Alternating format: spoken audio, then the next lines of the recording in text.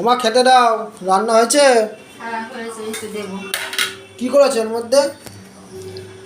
আজকে এই দেখ কি করেছি, দেখ একদম গরম গরম এক হাঁড়ি খিচুড়ি।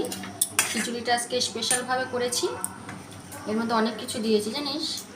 এই দেখ, পনির দিয়েছি, আলু দিয়েছি, তারপরে চানা সয়াবিন দিয়েছি, বাদাম দিয়েছি, টমেটো দিয়েছি। আজকে এইভাবে খিচুড়িটা করলাম। একটু স্পেশাল ঘি গরম মশলা তো দিয়েইছি।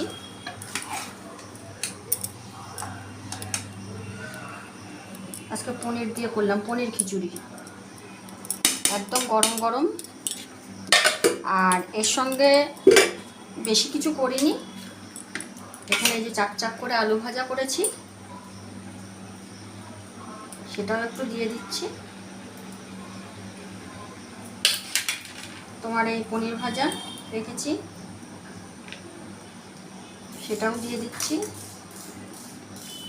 আর এখানে এই যে ব্যাট পাঁপড় ভেজে রেখেছি, ব্যাট পাঁপড়ও দিয়ে দিলাম।